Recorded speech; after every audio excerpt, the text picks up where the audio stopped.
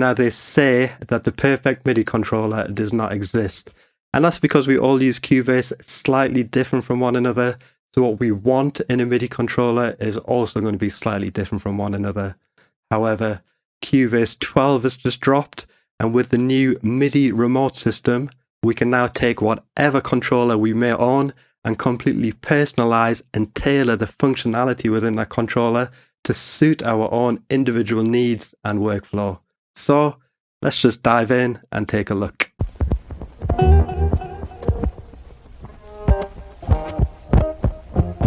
Okay, so I've been using this controller, the Panorama P1 by Nectar, for a good few years, and I absolutely love it. The way that I've always had it set up in Cubase is so that these 8 rotary controllers are automatically mapped to the quick controls of whatever channel I've got highlighted in my project. So right now I have an EQ set up on the first slot of every insert. So if I hit my quick controls button, I know that whatever channel I have highlighted, this dial is always going to be my pre-gain. This is always going to be a low cut. And the remaining 6 dials are going to be a 3-band EQ. The top row being my gains, and the bottom row being my frequency selector, so that while I'm producing I can make very quick and dirty EQ moves without interrupting the flow of creativity by having to open up the plugin and move everything about with my mouse. So this is basically all down to muscle memory, and because I have it set up the same on every channel, I never have to think about it. Now that is awesome. However, the remaining controls on here are set up to control the mixer. So these faders are going to control the faders on my mixer, and these rotary controls are going to be the pan, with the last fader here being my master fader. Now that is also awesome, or at least it would be if I only ever had 8 tracks in each project, which of course is never the case. So while I'm navigating through my project, I never really know which fader and which pan knob I'm controlling at any one time, and that basically leaves this whole part of my controller redundant. However, if I load up the new MIDI remote, you can see I now have a nice, beautiful graphical representation of my controller on the screen. And what is amazing about this is I can now assign virtually any function within Cubase to be controlled by any one of these parameters on my controller. And I think you might be surprised by just how much you can do with this, because if you're familiar with the logical editor, I can tell you that you can assign anything that you create within the logical editor to any one of these controllers, which is actually mind-blowing. So let me just show you how I've got this set up, and then I'll show you how you can create your own script for your own controller. Got my low cut, my low shelf, mid, and my high. And like I say, because I have this set up under my quick controls, I don't actually have to have the plugin open to be able to control that. Now Steinberg has said that the quick controls are now a legacy feature within Cubase 12, but if anyone from Steinberg is watching, please don't get rid of them just yet, because they are absolutely integral to my own personal workflow, and I absolutely love them still. And when they're combined with these new focus quick controls, which I have here, it's an absolute game changer. So, focus quick controls, what are they? Well, these 8 dials here, which were traditionally my pan knobs, are now my focus quick controls. And what that means is any plugin, whether that's an instrument or an effect, will be automatically assigned to the focus quick controls. So I have Analog Lab V here, and I know that this dial is going to be the first macro control, and so on and so forth. Now if I was to go to an insert and just load up a random effect, now these 8 dials are automatically assigned to this plugin.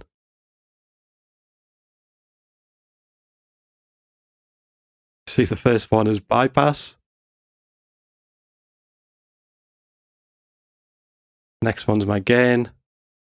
And the next one, my peak reduction, so on and so forth. If we wanted to change the order of those, you can just go to this new button here, QC. We can click on the Learn button.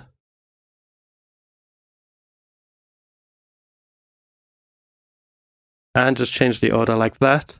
And those settings will be saved whenever you open up this plugin again. So straight away you can see how absolutely awesome this is, whether I'm producing or mixing. Got full control over my EQ and gain stage, and full control over whatever plugin I have in focus at any one time. I then have these 8 faders to control the send amount, and these buttons at the bottom here are used to actually enable or disable that send. Now the way that this controller is set up, these buttons here were for navigation. However, I've changed them so that this button is my mute. This is my solo, my record enable. This is my edit channel. And this is my edit instrument. Now, of course, we have always been able to do things like this within Cubase, but unless we wanted to stick stickers all over our controllers, it could be quite overwhelming trying to remember what you have controlling what. But now we have this awesome graphical representation, meaning we're never ever going to get lost, and we're always going to have full control. Now you can see that I have 2 buttons here that I haven't actually mapped yet, so let me show you how quick and easy it is to do that. I'm going to click on this button here, open Mapping Assistant, and I'm just going to press the button that I want to map, and you can see it appears up here. And then I'm going to right click the parameter which I want to map it to. You can see we have this new option now, pick for MIDI remote mapping. You can see that now appears up in here. And if I click apply mapping, you can see that that parameter is now mapped to this button on my MIDI controller. Let's do that for the next button.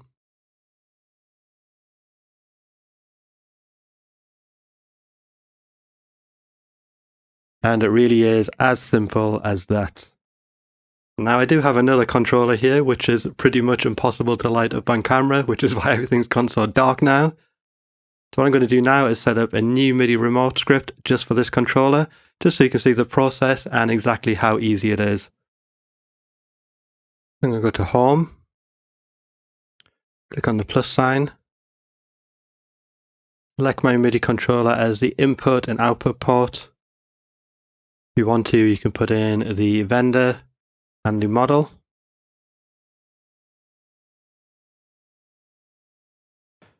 Let me make this a little bit bigger so we can see what's going on. And you see we're presented with this instruction, move a controller on your MIDI controller. So I'm going to go to the first dial, and you can see straight away it's entered a knob for us, or a dial. I'm going to do that with all 8.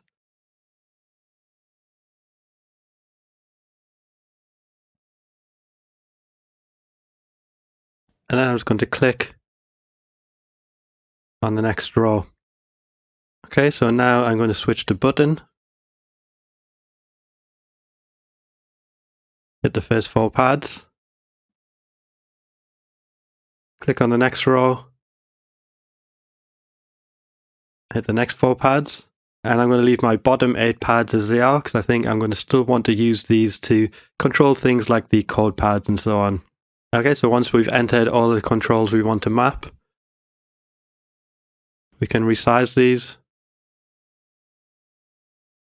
and move them about the screen. So I think I'm going to do that with my pads.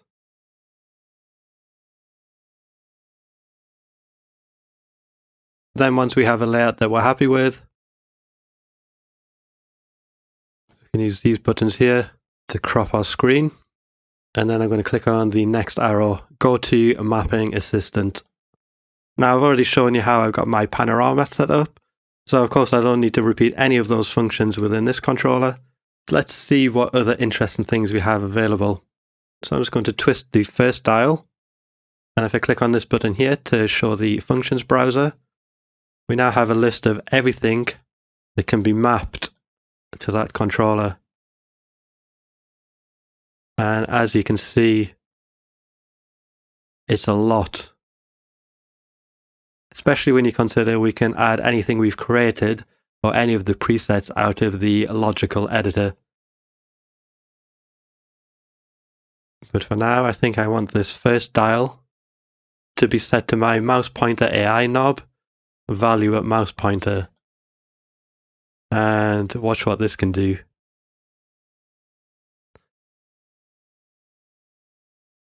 if I apply it. So if I just open up the instrument that we have loaded up into this channel, and I just hover my mouse over any of these quick controls, you can see this dial will now latch onto that. And of course, it's not just instruments we can do this on. Go to my fader, my pan. You can see there's a whole bunch of things we can map this to. Really awesome little function. Okay, so let's see what we can do for the pads. Let me hit the first one. Let me go down to my key commands.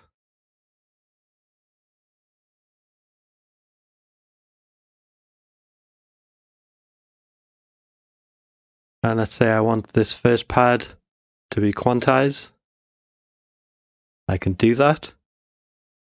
However, quantize is a little bit vanilla.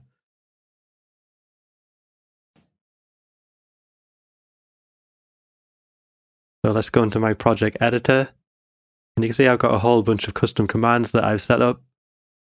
This one, show drum folder,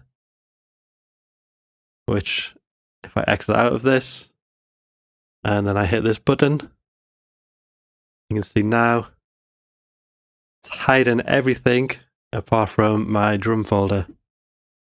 Hit it again to re-reveal everything. Now we do have the option of setting up more than one page if we want.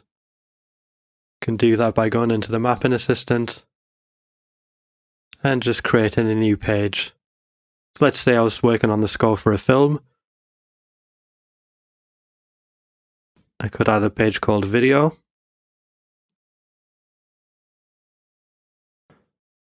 Hit the first button.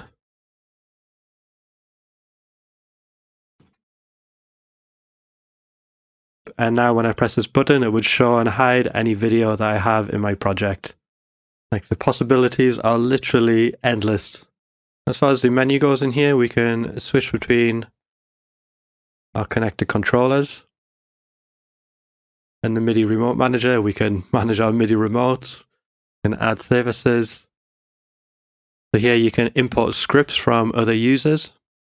I will make my script for the Panorama P1 freely available. If you do own one and want to use my script, check out the link in the description below. And if we hit on this tab, you can see there are a bunch of scripts from various companies that have produced them for Steinberg. So we have some from Arturia, Novation, Akai, Korg, as well as some example scripts.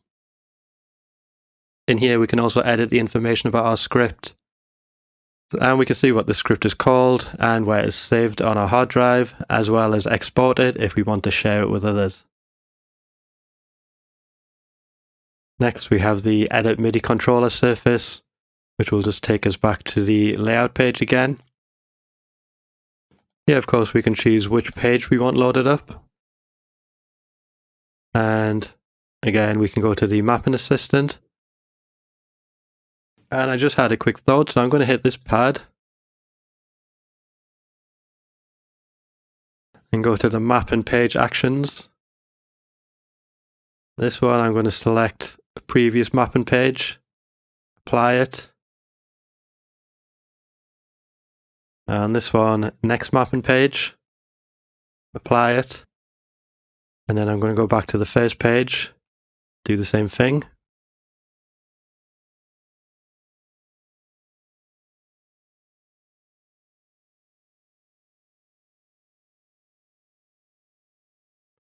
And now you can see I can quickly scroll between my different mappings. Pretty awesome. In the next panel, we can see which channel we have highlighted in our project. So here we can lock the focus quick controls. We also have a quick controls indicator. And with this cog, we can decide whether we want our quick controls to focus on the track and plugin window focus, only on the track, which is going to control our track quick controls, or only on the plugins on our window focus only. So if I load up my Panorama MIDI remote, that might be a little bit easier to explain. So if you remember, I had these dials here, controlling my track quick controls, and these dials here controlling my focus quick controls. And that's possible because I have track and plugin window focus both enabled. If I had only track focus quick controls, now these quick controls and these quick controls would only control my track quick controls. And if I switch to plugin window focus only, now these focus quick controls will never control my track quick controls, only what's in focus. Next we have some zoom controls. We wanted to make some fine adjustments, as well as a zoom to fit. Here we have a readout of the last touch control, as well as a value amount and which control it is. You can also open this up in a separate window. And if you do that, you can see we also have some options for scripting tools. So if you are so inclined, you have access to the MIDI Remote API. And if you understand stuff like this, you can get right in there and fully customize your scripts. Maybe one day I'll learn, but not today. Right, so I'm going to leave it there for now. If you made it this far through the video, as always, thanks for watching and thanks for all your support. And of course, thank you to my Patreons. Now, if you're brand new to Cubase 12, maybe you want to check out my beginner's guide right here. If not, enjoy the rest of your day making music. I've been Craig Lopez. This has been Tutorialism. Peace.